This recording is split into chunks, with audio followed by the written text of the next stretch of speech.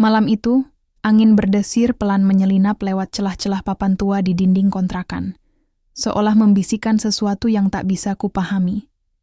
Namun cukup untuk membuat leherku merinding. Rina sudah tertidur bersama Dinda di kamar belakang, sementara aku duduk sendiri di ruang tamu yang remang, menatap kosong ke arah sudut ruangan tempat bayangan itu tadi berdiri. Entah sejak kapan, rumah ini mulai terasa seperti sesuatu yang hidup, dan sedang menatap balik ke arahku. Tapi, yang belum bisa kupahami adalah, kenapa rumah ini seperti tahu siapa aku sebenarnya. Aku masih ingat bagaimana Rina, istriku, tersenyum bahagia saat pertama kali melihat kontrakan ini. "Cocok, Slamet. Harganya terjangkau, cukup untuk kita sekeluarga," katanya, menatapku dengan mata yang penuh harap. Aku tidak bisa berkata apa-apa, hanya mengangguk pelan. Sejujurnya, aku merasa ada sesuatu yang aneh dengan rumah ini, tetapi aku memilih untuk tidak mengatakan apa-apa. Kami memang butuh tempat tinggal, dan ini adalah satu-satunya pilihan yang bisa kami ambil saat itu. Kontrakan ini terlihat sangat tua, lebih tua dari yang aku kira. Dindingnya sudah berwarna kusam, cat yang sudah mengelupas di beberapa bagian, dan lantainya berderit setiap kali kami melangkah. Terasa seperti rumah yang sudah lama tak dihuni, dengan udara yang agak lembab dan suram. Tidak seperti rumah-rumah lain yang bersih dan cerah, rumah ini memberi kesan yang agak menekan. Namun, Rina tetap tersenyum. Kita bisa pagi itu, aku terbangun dengan rasa gelisah yang tak bisa kutepis. Meskipun malam sebelumnya aku berusaha untuk tidur dengan tenang, suara-suara aneh yang terus mengganggu pikiran membuat tidurku tak berkualitas. Aku menatap jam dinding yang berdetak pelan. Sudah hampir pukul 7 pagi, tetapi aku merasa belum cukup tidur. Aku mengedipkan mata beberapa kali, berusaha menepis rasa kantuk yang masih menempel. Rina sudah bangun lebih dulu dan menyiapkan sarapan. Dinda terlihat lebih ceria dari kemarin, meskipun dia tetap tampak seperti sedang menunggu sesuatu. Aku merasa ada yang aneh dengan suasana rumah ini, dan aku tak bisa mengabaikannya begitu saja. Setiap sudutnya terasa seperti menahan sesuatu yang lebih besar, sesuatu yang tak ingin kuhadapi. Aku merasa seperti sedang diawasi, meskipun aku tahu itu hanya perasaan paranoidku semata. Saat kami duduk makan bersama di meja makan, aku mencoba menenangkan diri. Aku menatap wajah Rina yang cerah, mencoba meresapi kehangatan keluarga kami. Dinda sibuk dengan mainannya, tampak tenang, meskipun matanya yang besar dan hitam terus melirik ke sudut ruangan. Aku menoleh ke arah yang sama, hanya melihat lorong yang kosong. Tidak ada apa-apa di sana, namun perasaan aneh itu kembali datang. Seperti ada sesuatu yang mengawasi kami, meskipun kami tidak bisa melihatnya. Pekerjaan hari itu terasa berjalan biasa saja. Aku memeriksa kebocoran di atap dan membersihkan saluran air yang tersumbat. Ketika aku berjalan keluar untuk memeriksa, bagian belakang rumah, aku melihat beberapa daun kering berterbangan di halaman, namun tidak ada angin yang cukup kencang untuk menyebabkan itu. Aku mengerutkan dahi. Rasanya ada yang aneh. Aku menoleh ke sekitar rumah, mencoba merasakan sesuatu yang berbeda. Suasana terasa semakin mencekam, tetapi aku tidak bisa menemukan apa yang membuatku merasa begitu. Ketika sore hari datang, Dinda mendekat padaku, memegang tangan dengan erat. "Ayah, aku takut," katanya dengan suara pelan. Matanya yang besar menatapku penuh kekhawatiran. Aku menatapnya dengan bingung. "Kenapa, Nak?" tanyaku lembut. Dinda menggelengkan kepalanya, seolah ragu untuk menjelaskan lebih jauh. "Di sana," katanya. Akhirnya, sambil menunjuk ke arah lorong yang gelap di ujung ruangan. "Ada orang berdiri di sana, di balik pintu." Aku menatapnya, mencoba mencari petunjuk dalam tatapannya yang penuh ketakutan. "Ada apa, Nak? Siapa yang kamu lihat?" Dinda terdiam sejenak, seakan tidak ingin melanjutkan.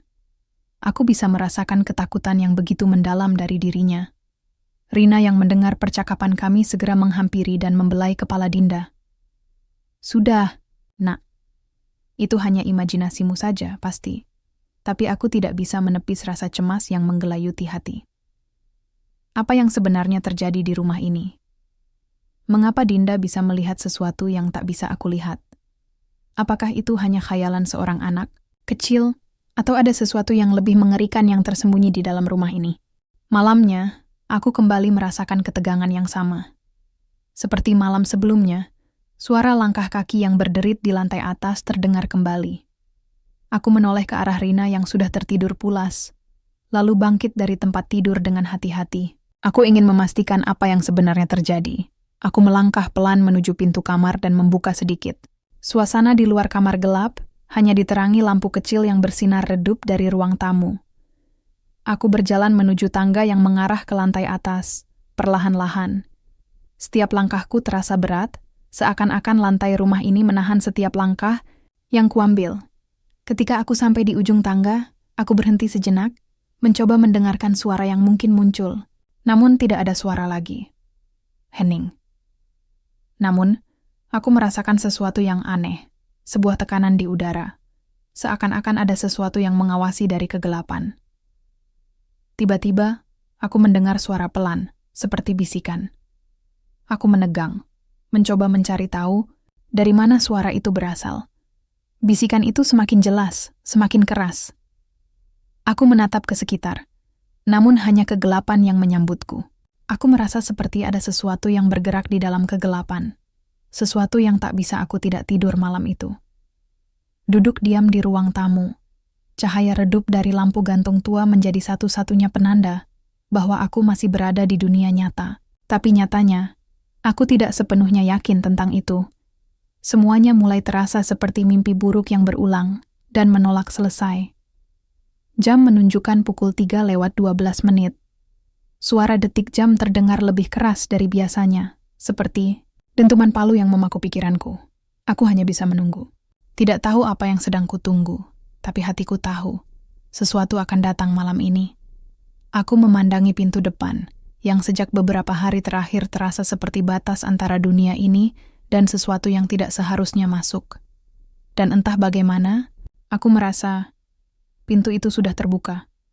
Bukan secara fisik, tapi secara batin. Seolah-olah, setiap ketakutan kami telah menjadi kunci. Tiba-tiba, terdengar suara dari dapur. Gemerincing piring jatuh. Aku terlonjak, berdiri dengan cepat. "Rina?" panggilku. Tak ada jawaban. Aku melangkah pelan ke dapur. Dinding rumah yang sempit membuat gema langkah kakiku terdengar seperti milik dua orang. Atau mungkin memang ada langkah lain di balikku. Sampai di dapur, kulihat salah satu piring tua yang biasanya hanya dipajang di rak, jatuh dan pecah di lantai. Tapi tak ada siapapun di sana. Tidak Rina, tidak Dinda. Bahkan tak ada angin. Semua jendela tertutup rapat. Suasana hening, terlalu hening. Dan di atas meja ada sesuatu yang tidak seharusnya ada. Sebuah foto tua, hitam putih. Aku mendekat, mengambilnya dengan tangan gemetar. Dalam foto itu, tampak 5 orang berdiri berjajar. Seorang pria tua, seorang wanita berhijab, dan 3 anak kecil. Salah satunya adalah aku. Tubuhku gemetar. Ini tidak mungkin.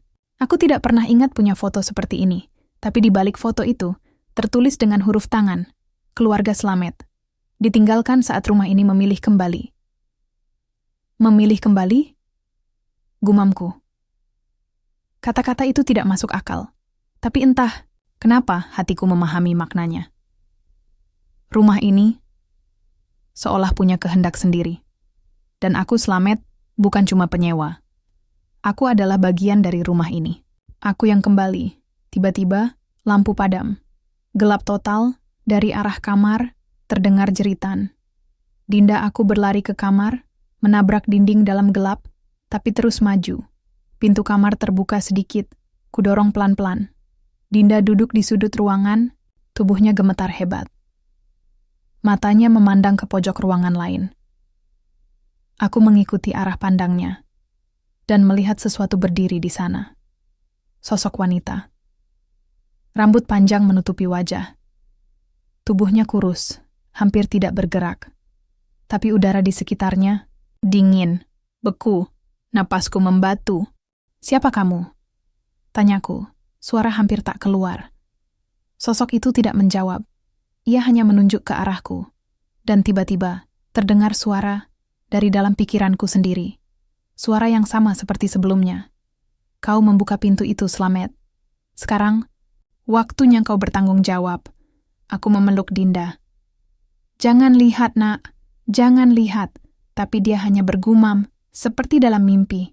Mereka pulang. Bapak, mereka udah pulang. Sosok itu perlahan menghilang. Tapi rasa dingin dan berat di ruangan tetap bertahan. Aku menyalakan senter dari HP dan membawa Dinda ke kamar Rina. Dia terbangun, panik melihat kami. Ada apa, Matt? Kenapa Dinda nangis? Gini, aku tak bisa menjawab. Hanya bisa menggeleng. Tapi sebelum aku sempat menjelaskan, Dinda menunjuk ke arah lorong. Mereka mau masuk, Bu. Mereka nyari Bapak. Rina memeluk Dinda erat. Cukup, Matt. Kita harus keluar dari rumah ini. Sekarang juga. Aku tahu itu ide terbaik. Tapi aku juga tahu. Kami sudah terlambat. Saat kami hendak turun ke lantai bawah, suara pintu depan terbuka sendiri. Slamet, waktumu habis. Suara itu datang dari segala arah. Dinding-dinding bergemuruh. Lantai bergetar. Rumah ini marah. Rumah ini hidup. Dan ia menginginkanku. Tapi belum semuanya hilang. Belum semua jawaban ditemukan. Aku menatap Rina dan Dinda. Kalian harus pergi. Sekarang. Apa maksudmu? Kamu juga ikut? Aku memeluk mereka. Rumah ini gak bakal berhenti kalau aku ikut lari. Aku harus tahu kenapa semua ini terjadi. Aku harus ingat semuanya. Kalian keluar, cari bantuan. Aku akan tahan rumah ini. Selama bisa. Rina menolak, menangis. Tapi akhirnya, dia mengerti. Bersama Dinda, dia lari keluar. Aku melihat pintu menutup kembali di belakang mereka. Seolah rumah ini enggan melepaskan mereka. Kini, aku sendirian. Dan langkah kaki dari atas loteng mulai terdengar lagi.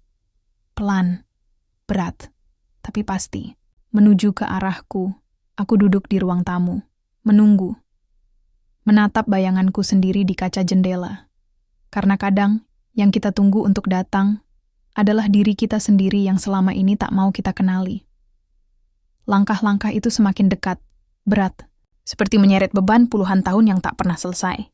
Aku berdiri perlahan, tubuhku kaku, tapi pikiranku sudah pasrah. Semua terasa seperti mimpi yang terlalu nyata untuk dibantah.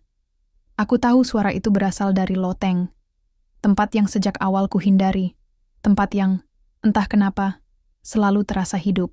Loteng itu bukan hanya ruang penyimpanan, tapi sesuatu yang lebih. Tangga kayu berderit di bawah kakiku saat aku menaikinya. Udara di atas terasa pengap. Seperti ada kabut tak kasat mata yang menyelimuti setiap inci ruangan. Bau kayu lapuk bercampur dengan aroma kemenyan dan tanah basah. Sulit dijelaskan, tapi hawa kematian terasa jelas di sini. Cahaya dari senter HP menggoyang pelan. Debu beterbangan dan di pojok ruangan, di balik tumpukan barang tua dan karung lusuh, aku melihatnya. Sebuah peti kayu kecil. Bukan sekadar peti biasa. Ada ukiran di sisi-sisinya, motif seperti akar yang melilit, dan di bagian atas tertulis nama. Slamet. Tanganku gemetar. Ini, apa? Aku membuka pelan penutupnya. Di dalamnya, ada kain putih melilit sesuatu. Aku tarik perlahan, dan muncullah sebuah buku tua bersampul kulit coklat kehitaman. Buku itu dingin saat kusentuh, seperti baru saja dikeluarkan dari liang kubur. Kubuka halaman pertama. Ada tulisan, tangan. Aku mengenal tulisan ini. Catatan harian kakekmu, Sastro Pranoto. Jika kau membaca ini, berarti rumah ini telah memilihmu. Jantungku berhenti sesaat. Kakek. Aku tak pernah mengenalnya. Tak pernah disebutkan dalam keluarga. Tapi lembar demi lembar, buku itu menjelaskan semua. Tentang rumah ini.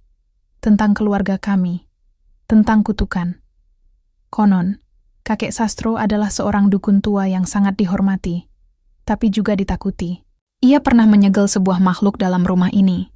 Makhluk yang berasal dari dimensi kelam. Dengan syarat.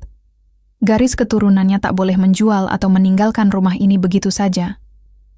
Jika ada yang mencoba, roh itu akan bebas.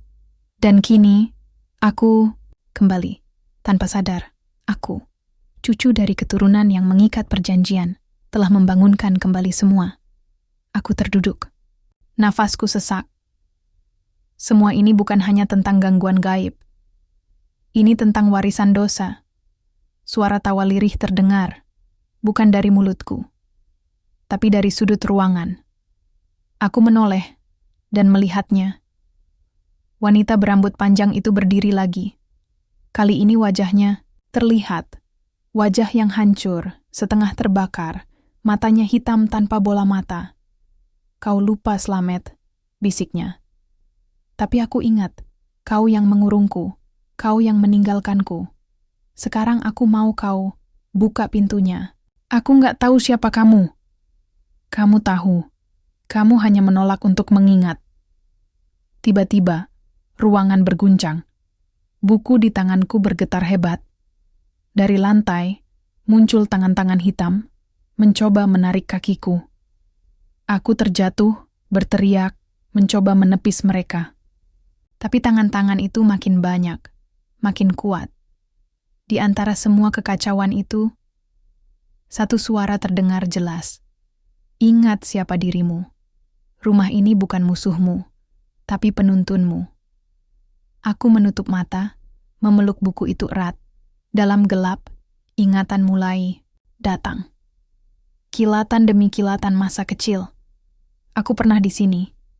Rumah ini dulunya terang, penuh tawa, dan aku pernah mengurung sesuatu di balik tembok tua, bersama kakek, bersama ibu. Aku membuka mata, menatap sosok wanita itu. Kau, bukan makhluk asing. Kau, keluarga. Dia tersenyum, air matanya mengalir. Tapi tubuhnya mulai retak, seperti porselen pecah. Akhirnya kau ingat. Dan seketika, semuanya meledak dalam cahaya putih. Aku terbangun di lantai loteng, napasku terengah. Cahaya pagi menembus celah atap, tapi hawa dingin masih membekapku. Buku itu masih di tangan. Semuanya terasa nyata, atau mimpi yang terlalu dalam untuk dibedakan. Suara tangisan terdengar dari bawah. Aku turun pelan. Lutut. Kimitar. Di ruang tamu, Rina duduk memeluk Dinda. Mereka kembali. Aku nggak bisa ninggalin kamu, Matt, bisik Rina. Aku tak sempat menjawab. Di dinding ruang tengah yang kemarin kosong, sekarang tergantung sebuah cermin tua. Retak di sudutnya. Tapi yang membuatku terdiam, bayangan di dalamnya bukan diriku. Bayangan itu menatapku tajam. Wajahnya mirip, tapi bukan aku. Lebih pucat, lebih tua. Ia mengangkat tangan, menunjuk ke dada kirinya. Tempat aku sering merasakan nyeri akhir-akhir ini. Dan, entah dari mana yang aku tahu, yang selama ini menghantuiku adalah diriku sendiri. Aku menatap cermin itu lebih lama dari seharusnya. Bayangan di dalamnya tetap tak mengikuti gerakku. Ia berdiri diam, dengan mata penuh amarah dan kesedihan. Rina mendekat. Matt, kamu, kenapa? Mukamu pucat. Aku tak menjawab. Suara dalam kepalaku mulai berbisik lagi. Tapi kali ini bukan gumaman asing, melainkan suara anak kecil. Suaraku sendiri. Aku takut, Kek. Jangan kunci dia di situ. Ingatan itu kembali. Sebuah ruangan tersembunyi di balik lemari tua. Sebuah pintu yang tertutup paku dan doa. Dan tangisan seorang perempuan yang tak pernah aku pahami saat kecil. Dengan langkah cepat, aku menuju kamar belakang. Ku geser lemari yang menempel dinding. Debunya tebal, tapi bekas garis pintu masih jelas terlihat. Tanganku bergetar saat meraba sisi kayu. Ada celah kecil di bawahnya. Aku bisik pelan, maafkan aku.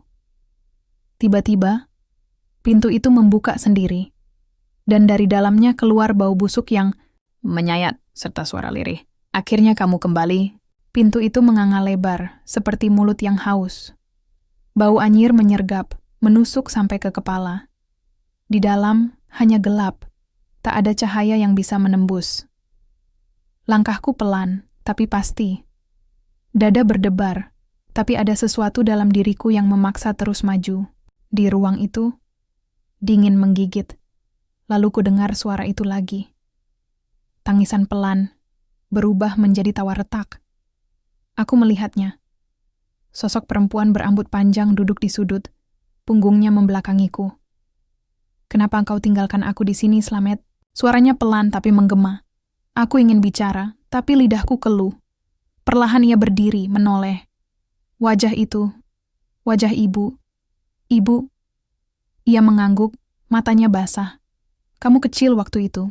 Kau tak salah. Tapi sekarang, waktumu menebusnya." Tiba-tiba, dinding-dinding ruangan itu bergerak.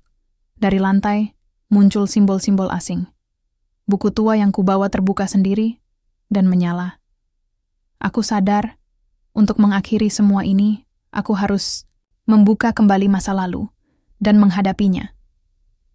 Simbol di lantai menyala terang. Cahaya keemasan menyilaukan mataku. Buku tua itu terbuka pada halaman terakhir. Tertulis namaku, diapit doa-doa pemutus ikatan. Ibu berdiri di hadapanku, senyumnya, tipis. "Bacakan itu, Nak, dan lepaskan semua." Tanganku gemetar saat mulai membaca. Satu persatu kalimat kutuntaskan. Suara di sekitarku mulai meredup. Jeritan, bisikan, bahkan rasa dingin, semuanya perlahan sirna. Tiba-tiba, tubuh ibu bersinar. Sosoknya mulai memudar, berubah menjadi cahaya. "Aku bangga padamu, Slamet," katanya pelan sebelum benar-benar lenyap. Aku terduduk. Nafasku berat. Tanganku masih menggenggam buku yang kini kosong, seolah seluruh isinya telah menyatu denganku. Rumah itu diam. Untuk pertama kalinya, benar-benar diam. Rina memelukku dari belakang. "Semua sudah selesai, kan?" Aku menatap langit-langit rumah. Dan untuk pertama kalinya, aku percaya. Ya, rumah ini sudah memaafkan. Dan aku telah berdamai dengan diriku sendiri. Kulihat, aku memutuskan untuk naik ke lantai atas. Saat aku melangkah, langkahku berderit nyaring di lantai kayu yang sudah usang. Setiap suara derit itu semakin menambah ketegangan di hatiku.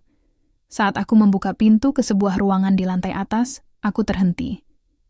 Di dalam ruangan itu, di atas meja kayu yang sudah lapuk, ada sebuah buku tua yang tergeletak begitu saja, seolah menunggu untuk ditemukan. Aku merasa aneh. Apa yang membuat buku ini begitu menarik? Aku meraih buku itu, dan segera membuka beberapa halaman pertama. Tidak ada yang terlalu menarik di dalamnya, hanya tulisan tangan yang sangat usang dan sulit dibaca. Namun, ada satu kalimat yang membuatku terhenti. "Rumah ini milik keluarga yang hilang." Kalimat itu tertera dengan jelas di halaman yang sudah mulai robek. Aku merasakan jantungku berdegup lebih kencang. Apa maksudnya? Apa yang dimaksud dengan keluarga yang hilang? Aku mulai merasa cemas, bahkan lebih dari sebelumnya. Rumah ini bukan hanya tempat tinggal kami, tetapi mungkin juga menyimpan sesuatu yang lebih gelap. Sesuatu yang harus kuhadapi. Aku memutuskan untuk menyelidiki lebih lanjut. Meskipun aku tahu, semakin dalam aku menyelidiki, semakin besar kemungkinan aku terperangkap dalam kegelapan yang semakin menyelimuti rumah ini. Kegelapan semakin dekat. Aku harus mengetahui apa yang sebenarnya terjadi. Aku harus menemukan kebenaran. Tapi apakah aku siap untuk menghadapi kenyataan yang mungkin akan menghancurkan segala yang aku percayai? Ini hari-hari berlalu dengan perlahan, namun perasaan aneh yang terus menggelayuti semakin berat. Rumah ini semakin terasa seperti penjara, seolah-olah dinding-dindingnya berbisik dengan rahasia-rahasia yang tak ingin mereka ungkapkan. Aku mencoba meyakinkan diri bahwa semuanya hanya kebetulan. Mungkin ada penjelasan rasional untuk setiap suara yang kudengar, untuk setiap perasaan yang menggangguku. Tetapi, di dalam hati, aku tahu itu bukan sekadar kebetulan. Sesuatu yang lebih gelap sedang mengintai kami. Setiap malam aku terbangun lebih awal dari biasanya. terjaga dengan perasaan tidak nyaman yang semakin menghimpit. Aku duduk di tepi tempat tidur, menatap Rina yang masih tidur pulas. Dia tampaknya tidak merasakan apa yang aku rasakan, dan aku tidak ingin menambah beban pikirannya dengan menceritakan hal-hal aneh yang terjadi. Aku tahu, jika aku terlalu sering berbicara tentang ini, dia akan mulai khawatir, dan itu bukan yang aku inginkan. Dinda, di sisi lain, tampaknya lebih sensitif terhadap perubahan yang terjadi di rumah ini. Setiap kali dia berada di ruangan yang gelap atau sendirian, dia akan melihat ke sudut ruangan dengan tatapan yang penuh ketakutan, seolah-olah ada sesuatu yang tak terlihat mengawasinya. Aku mencoba menenangkannya, tetapi semakin sering aku mendengarnya berbicara tentang suara-suara yang tidak ada, semakin aku merasa bahwa rumah ini menyimpan misteri yang lebih dalam. Suatu malam, setelah semua tidur, aku kembali terbangun lebih awal, kali ini karena suara berisik yang datang dari luar kamar. Suara itu terdengar seperti orang yang sedang berjalan di koridor, di atas lantai kayu yang berderit.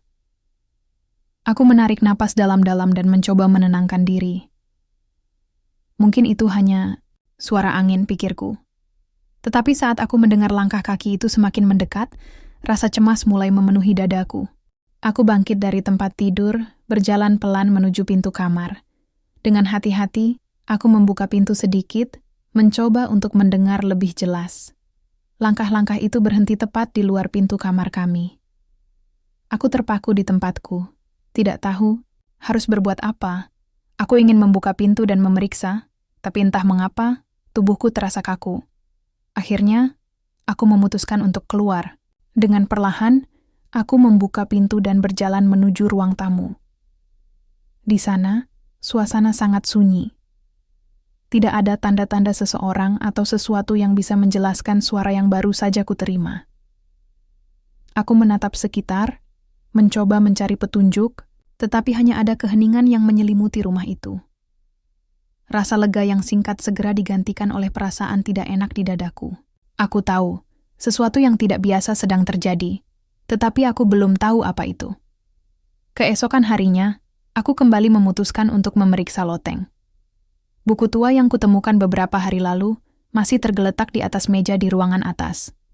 Aku merasa ada yang penting di dalamnya, sesuatu yang bisa menjelaskan semua keanehan ini. Ketika aku membuka halaman-halaman buku itu, aku menemukan lebih banyak catatan yang tampaknya ditulis oleh seseorang yang sudah lama pergi. Tulisan itu mulai mengungkapkan sesuatu yang lebih menakutkan dari yang kubayangkan. Ternyata, rumah ini bukan hanya sekadar rumah tua yang disewa oleh orang asing. Rumah ini pernah dimiliki oleh keluargaku. Keluarga yang hilang tanpa jejak bertahun-tahun lalu. Nama mereka tercatat dalam buku itu, Keluarga Slamet. Itu adalah nama yang aku kenal baik. Nama keluargaku sendiri. Aku merasa tertegun. Apa yang sebenarnya terjadi pada keluargaku? Mengapa mereka hilang begitu saja? Mengapa rumah ini, yang dulu milik mereka, kini menjadi tempat tinggal kami? Aku membuka halaman demi halaman, semakin terhanyut dalam cerita yang sepertinya mengarah pada sesuatu yang sangat gelap. Di antara halaman-halaman yang sudah mulai rapuh, aku menemukan sebuah catatan yang menulis tentang kejadian aneh yang dialami oleh keluargaku. Kejadian-kejadian yang tidak dapat dijelaskan dengan logika biasa.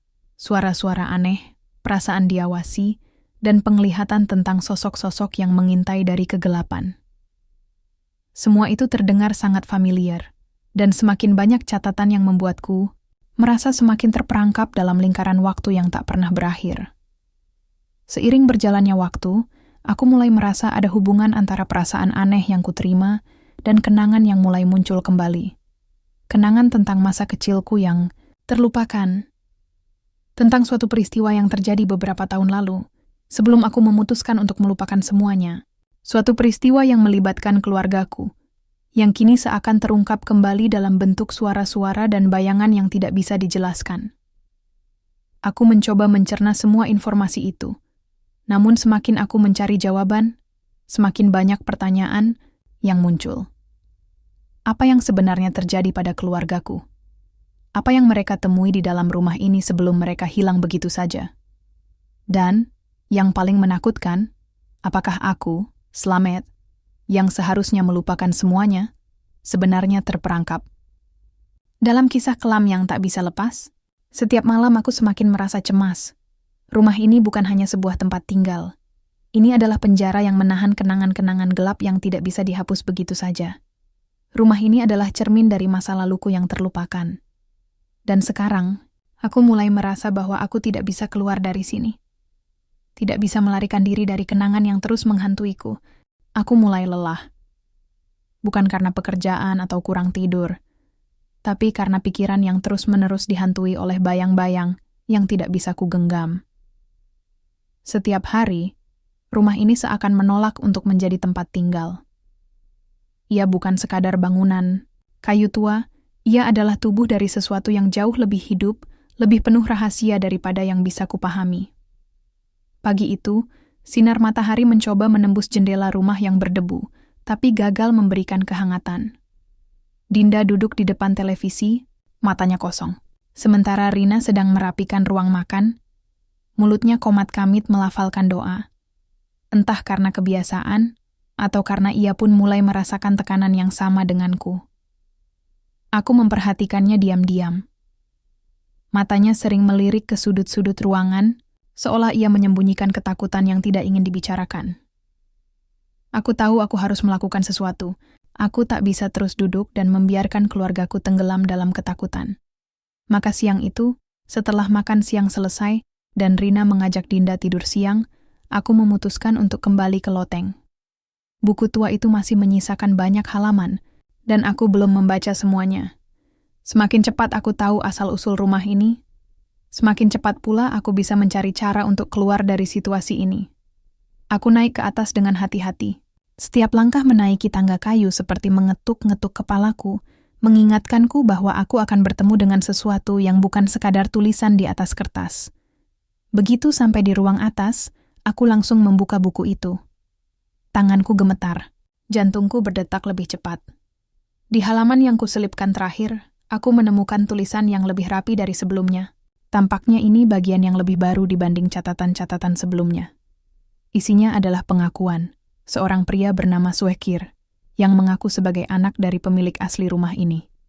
Ia menulis tentang bagaimana keluarganya mengalami gangguan selama bertahun-tahun sebelum akhirnya satu persatu mereka menghilang. Mereka tidak mati, tulis Sukir. Tapi mereka diambil. Ditarik ke dalam rumah ini oleh suara-suara yang hanya bisa didengar oleh orang yang punya darah. Darah?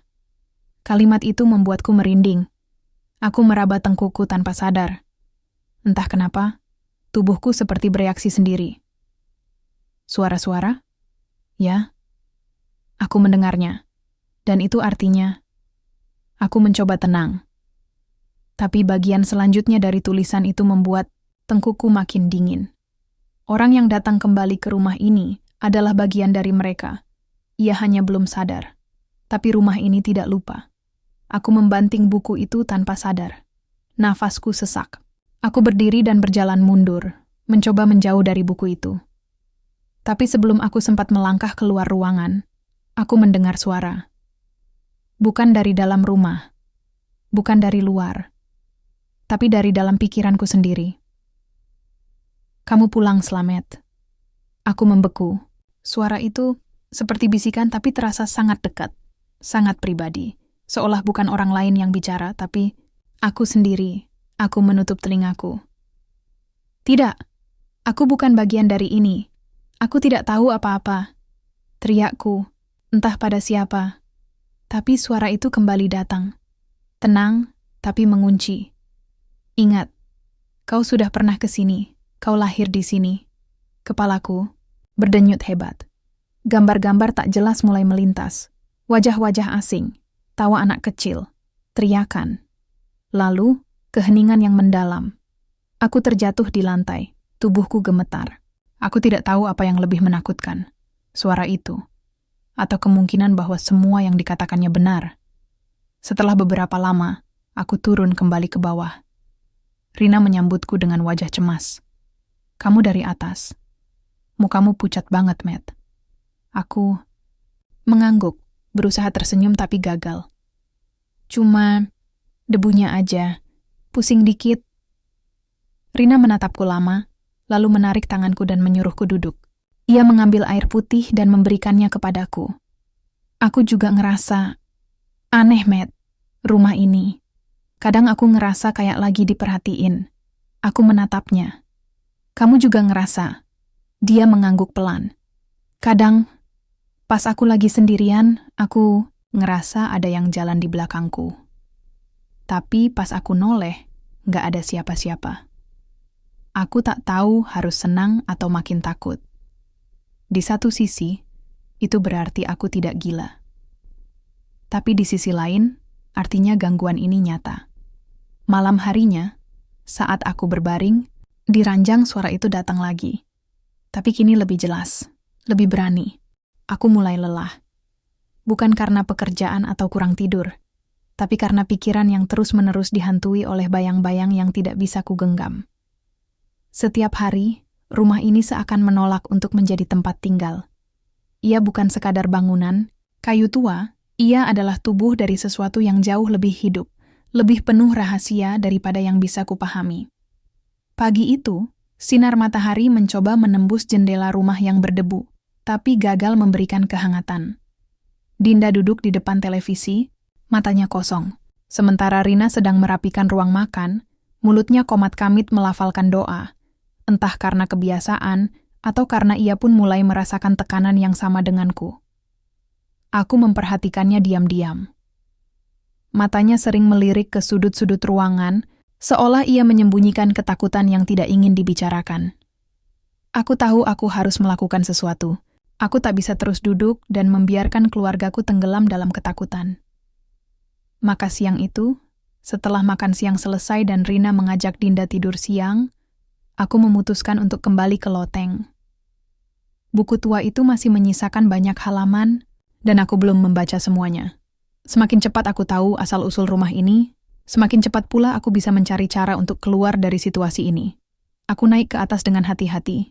Setiap langkah menaiki tangga kayu seperti mengetuk-ngetuk kepalaku, mengingatkanku bahwa aku akan bertemu dengan sesuatu yang bukan sekadar tulisan di atas kertas. Begitu sampai di ruang atas, aku langsung membuka buku itu. Tanganku gemetar, jantungku berdetak lebih cepat. Di halaman yang kuselipkan terakhir, aku menemukan tulisan yang lebih rapi dari sebelumnya. Tampaknya ini bagian yang lebih baru dibanding catatan-catatan sebelumnya. Isinya adalah pengakuan seorang pria bernama Sukir yang mengaku sebagai anak dari pemilik asli rumah ini. Ia menulis tentang bagaimana keluarganya mengalami gangguan selama bertahun-tahun sebelum akhirnya satu persatu mereka menghilang. Mereka tidak mati, tulis Sukir, tapi mereka diambil, ditarik ke dalam rumah ini oleh suara-suara yang hanya bisa didengar oleh orang yang punya darah. Darah? Kalimat itu membuatku merinding. Aku meraba tengkukku tanpa sadar. Entah kenapa, tubuhku seperti bereaksi sendiri. Suara-suara? Ya, aku mendengarnya. Dan itu artinya, aku mencoba tenang. Tapi bagian selanjutnya dari tulisan itu membuat tengkukku makin dingin. Orang yang datang kembali ke rumah ini adalah bagian dari mereka. Ia hanya belum sadar. Tapi rumah ini tidak lupa. Aku membanting buku itu tanpa sadar. Nafasku sesak. Aku berdiri dan berjalan mundur, mencoba menjauh dari buku itu. Tapi sebelum aku sempat melangkah keluar ruangan, aku mendengar suara. Bukan dari dalam rumah, bukan dari luar, tapi dari dalam pikiranku sendiri. Kamu pulang, Slamet. Aku membeku. Suara itu seperti bisikan, tapi terasa sangat dekat, sangat pribadi. Seolah bukan orang lain yang bicara, tapi aku sendiri. Aku menutup telingaku. Tidak, aku bukan bagian dari ini. Aku tidak tahu apa-apa, teriakku. Entah pada siapa. Tapi suara itu kembali datang. Tenang, tapi mengunci. Ingat, kau sudah pernah ke sini. Kau lahir di sini. Kepalaku berdenyut hebat. Gambar-gambar tak jelas mulai melintas. Wajah-wajah asing. Tawa anak kecil, teriakan, lalu keheningan yang mendalam. Aku terjatuh di lantai, tubuhku gemetar. Aku tidak tahu apa yang lebih menakutkan, suara itu, atau kemungkinan bahwa semua yang dikatakannya benar. Setelah beberapa lama, aku turun kembali ke bawah. Rina menyambutku dengan wajah cemas. "Kamu dari atas. Mukamu pucat banget, Matt." Aku mengangguk, berusaha tersenyum tapi gagal. "Cuma debunya aja. Pusing dikit." Rina menatapku lama, lalu menarik tanganku dan menyuruhku duduk. Ia mengambil air putih dan memberikannya kepadaku. Aku juga ngerasa, aneh, Matt, rumah ini. Kadang aku ngerasa kayak lagi diperhatiin. Aku menatapnya. "Kamu juga ngerasa?" Dia mengangguk pelan. "Kadang, pas aku lagi sendirian, aku ngerasa ada yang jalan di belakangku. Tapi pas aku noleh, nggak ada siapa-siapa. Aku tak tahu harus senang atau makin takut. Di satu sisi, itu berarti aku tidak gila. Tapi di sisi lain, artinya gangguan ini nyata. Malam harinya, saat aku berbaring di ranjang, suara itu datang lagi. Tapi kini lebih jelas. Lebih berani. Tentu saja Rina tidak mendengarnya. Setiap kali aku bertanya, dia selalu berkata yang sama. Tidak ada yang aneh. Namun, aku merasa bahwa ada sesuatu yang lebih gelap di balik rumah ini. Sesuatu yang tidak bisa aku pahami. Keesokan harinya, aku mencoba berbicara dengan beberapa tetangga yang tinggal di sekitar kontrakan. Aku berharap bisa mendapatkan sedikit informasi mengenai sejarah rumah ini. Aku berjalan ke rumah Pak Darmo, tetangga yang sudah cukup tua, berharap ia bisa memberiku petunjuk. Ketika aku bertanya tentang rumah ini, Pak Darmo hanya memberikan tatapan cemas. Rumah itu sudah lama kosong, sejak lama sekali. Jawabnya dengan suara pelan, seakan enggan melanjutkan pembicaraan. Ada beberapa hal yang lebih baik tidak perlu kamu tahu, Slamet. Lebih baik kamu jangan terlalu banyak bertanya tentang rumah itu. Perkataan Pak Darmo semakin membuatku penasaran. Ada sesuatu yang tidak beres. Mengapa orang-orang di sini terlihat cemas ketika berbicara tentang rumah itu? Apa yang mereka sembunyikan? Hari-hari berlalu, tetapi ketegangan di dalam rumah semakin nyata. Dinda semakin sering mengeluh bahwa dia melihat bayangan bergerak di sudut-sudut ruangan. Aku mulai merasa sangat khawatir. Ketika aku bertanya, Dinda hanya bisa menjawab dengan suara yang gemetar. "Ada orang yang melihatku, Ayah. Dia hanya berdiri di sana, di depan pintu." Aku berusaha menenangkan Dinda, tetapi hatiku semakin gelisah. Suasana rumah ini terasa semakin tidak aman, semakin mencekam. Aku merasa terperangkap dalam kegelapan yang semakin membesar. Tidak ada yang bisa menjelaskan apa yang terjadi di rumah ini. Dan aku merasa seperti berada di ujung jurang yang dalam. Keanehan ini semakin mengguncang pikiranku. Dan aku tahu, entah itu wujud hantu atau kekuatan lain yang tak kasat mata, rumah ini menyimpan sesuatu yang lebih gelap dari yang bisa aku bayangkan. Aku harus mencari tahu. Apa yang sebenarnya terjadi di sini? Mengapa rumah ini begitu penuh misteri?